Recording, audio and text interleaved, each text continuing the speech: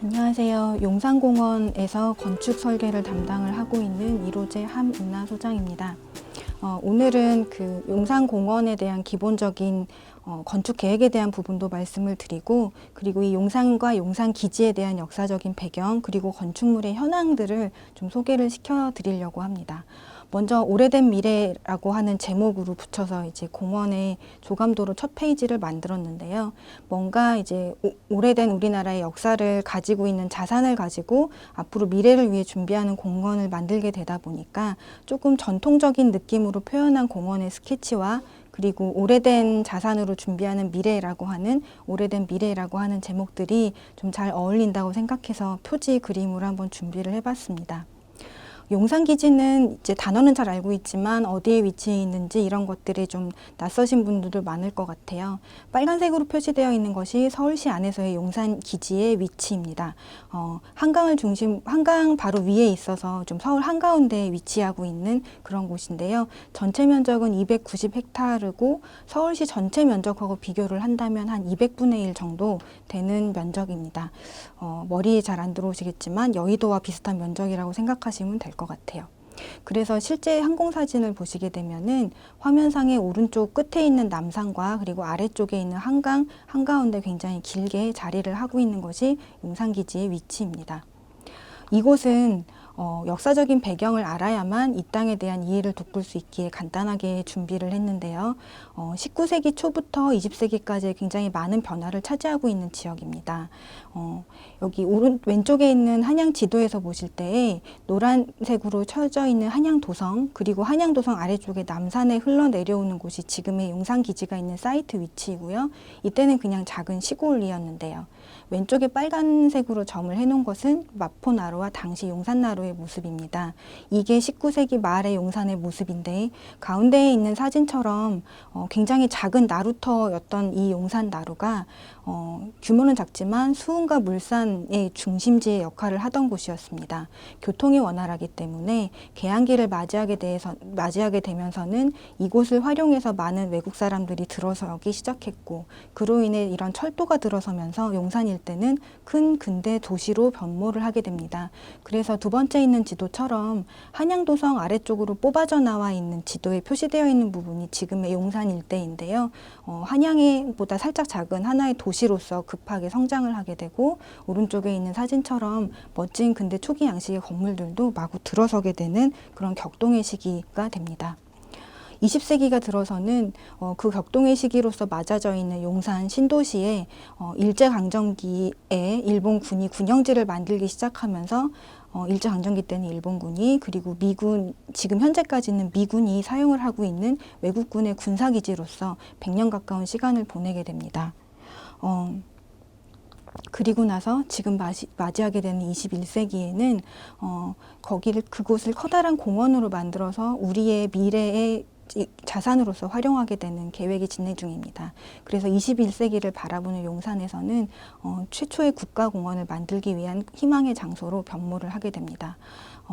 2004년에 용산기지를 이전하기로 협정한 이후에부터 시작이 되어서 이로제와 웨스트에잇 그리고 동일기술공사 컨소시엄 팀이 2012년부터 공원 기본 계획안을 진행을 하고 있습니다. 그래서 왼쪽에 보시는 것이 지금 현재의 항공사진이고요.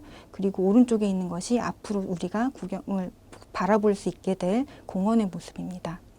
이 공원 계획을 진행을 하기 위해서는 현재 현황을 좀 알았어야 할 텐데요. 말씀드린 것처럼 역사적인 배경도 굉장히 중요할 뿐더러 1900년대 초부터 지금까지 남아있는 그런 역사적인 자산들이 이 안에는 정말 잘 남아 있습니다. 그래서 그런 것들을 공부하고 그것들을 어떻게 활용해서 공원을 만들 것인가가 가장 중요한 출발점이었기 때문에 저희 디자인팀도 현장 조사와 현황 분석을 하는 작업을 먼저 시작을 했습니다. 보시면 이 면적 안에 건축물은 한 1000여 동 정도가 있습니다. 대부분의 저층 건물로 되어 있기는 하지만 이 건물들은 오랜 시간에 걸쳐서 계속 지어져 있는 거기 때문에 굉장히 다양한 특징들을 가지고 있는데요. 크게 분석을 해서 보면은 제일 왼쪽에 있는 것들이 연도입니다. 파란 계열로 되어 있는 것이 1950년대, 60년대에 지어진 건물들이에요. 근데 이 데이터상으로 봤을 때 가장 짙은 파란색으로 되어 있는 부분은 1950년대가 아닌 실제로는 1900년대 초 일본 군영이 지어졌을 때에 일제강점기 시대의 건물을 미군이 인수를 할 때 1950년으로 행정 처리를 해놨기 때문에 짙은 파란색은 그 이전 1900년대 초에 지어진 건물이라고 보시면 될 것 같습니다. 그때 대부분의 건물이 만들어지고 지금까지 만들어진 건물들은 그 좀 조금씩 뭐 이렇게 좀 늘어나고 있는 거라고 보시면 될 것 같아요. 그 옆에 있는 그래프는 건물의 재료일 텐데 가장 많은 면적을 차지하고 있는 노란색은 페인트 도장이나 뭐 스터코 같은 재료입니다. 이렇게 재료가 통일된 이유는 오래된 건물들을 계속 고쳐서 사용을 해왔기 때문에 그것들에 대한 뭐 단열을 덧댄다든지 하는 보수를 하다 보니 이렇게 좀 동일한 재료가 많이 보이는 양상이 있었고요. 그리고 건물들의 시설은 주거시설이 많은 부분을 차지를 하고 있었습니다. 군영지에 군시설도 많이 있지만 그런 군사들이 머물 수 있는 숙소가 굉장히 또 중요하기 때문에 험악할 거라고 생각이 되는 군 기지도 실제 안에 들어가 보면 사람들이 사는 숙소와 그리고 그런 생활들을 위한 편의 지원 시설들이 굉장히 많은 부분을 차지하고 있습니다. 그리고 건물의 규모는 대부분이 저층화되어 있습니다. 고층으로 지을 필요가 없기도 하겠지만 아주 예전에부터 지어진 건물들이 많이 남아있기 때문에 상대적으로 1, 2층의 저층의 건물이 상당히 많이 남아있음을 알 수 있습니다. 그런데 이런 건물들의 겉모습만 가지고 공부를 하기에는 너무나 많은 이야기들이 있었기 때문에 올해 대대적인 현장 조사를 시행을 했습니다. 사진이 보이는 게 그 모습인데요. 작년에 상반기에 봄부터 가을까지 진행을 했을 때에 1000여 동 중에 420동 정도에 해당되는 건물의 내부와 외부를 모두 현황 파악을 할 수가 있었고요. 제일 왼쪽 위에 보이는 것은 도면 자료실인데 도면 자료실에서 실제 건물 지어질 때 공사 도면들도 모두 확보를 해서 그동안에 좀 미진했던 현장 조사에 대한 부분을 많이 보완을 할 수가 있었습니다. 그래서 조사된 내용들을 오늘 여러분들께 간단하게 소개시켜 드리려고 합니다. 보시면 하나의 예는 좀 자세히 말씀을 드릴 건데요. 왜 건물 현장 조사를 할 때 저렇게 많은 자료까지 찾아야 하는가 그것들인데 지금 보시면 이제 왼쪽에 있는 도면 중에 흑백은 지금 현재의 현황 건물의 도면이고요. 파란색은 1940년대에 일본군이 그려놓은 배치도 청사진입니다. 그리고 항공사진도 컬러는 지금껏, 그리고 흑백 사진은 1950년경에 촬영한 항공사진입니다. 굉장히 다른 시대에 만들어진 이런 자료들을 보면 얼마나 어떤 부분들이 남아있고 그리고 어떤 부분들이 고쳐져 있는지를 알 수가 있기 때문에 이런 종합적인 분석을 하고 있는데요. 보시는 화면에 있는 것은 일본 군영에서 위수감옥으로 불렸던 그런 장소이고 지금까지도 굉장히 많은 유적이 남아있는 곳입니다. 뒤에 사진을 보시면 건물인데요. 빨간색 벽돌로 된 건물 두 채가 남아있는데 일본 군영기 감옥으로 운영되던 시절에 행정시설과 그리고 샤워실, 화장실로 사용되었던 건물들입니다. 외관 거의 다 그대로 남아있고요. 지금은 이제 의무대대에서 행정시설로 미군이 사용을 하고 있기는 하지만 보존 정도가 굉장히 양호한 건물입니다. 또 보기에도 아주 예쁘고요. 이런 건물뿐만 아니라 이 장소에는 외부의 구조물도 많이 잘 남아 있습니다. 그래서 그 감옥의 영역을 이루었던 외부의 벽돌 단장도 잘 남아 있고, 그리고 개구부 면접을 접견을 왔던 개구부, 그리고 출입구, 그리고 어떤 이유에서건 이제 시신이 나가는 일이 생겼을 거기 때문에 시구문이 나가는 흔적까지도 굉장히 많은 시설들이 잘 남아 있는 이런 건물이 있습니다. 이렇게 많이 잘 남아있는 건물은 굉장히 소중한 문화적 자산이 될 것이기 때문에 그 건물의 원형에 대한 것들을 연구를 하고 그것들을 잘 남겨서 나중에 공원시설로 활용하기 위한 그런 조사들을 함께 진행을 하게 되는 것입니다. 이렇게 소개시켜 드릴 건물은 정말 많지만 모든 것을 이렇게 다 오늘 시간에 말씀드릴 수 없기 때문에 대표적인 타입을 좀 말씀을 드리려고 하는데요. 요거는 장교 합동숙사입니다. 합동숙사이니까 기숙사이겠죠. 그래서 2층으로 지어진 건물입니다.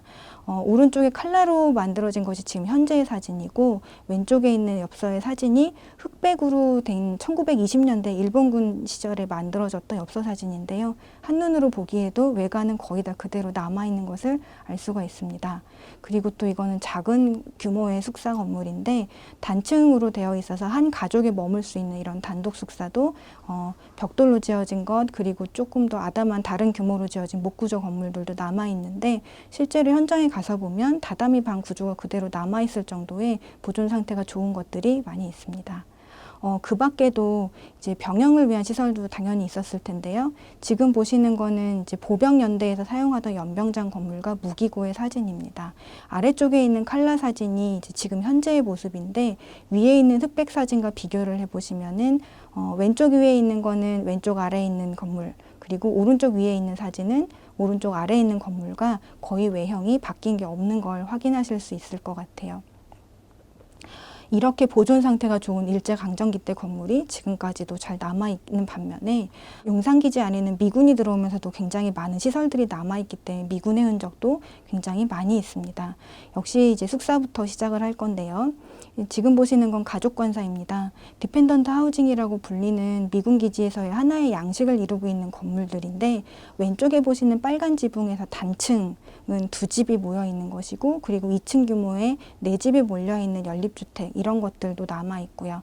그리고 오른쪽 위에 있는 것처럼 병사들이 쓰는 기숙사도 있고, 아래에 보시면 이제 장교들 가족 관사가 연립주택이지만 하나의 단지, 주거단지 형태를 이루고 있는 이런 집도 있습니다. 실제로 LH에서 시공을 해서 LH 마크가 그대로 달려있는 이곳은 지금 임시공원으로 개방돼서 운영을 하고 있기도 합니다.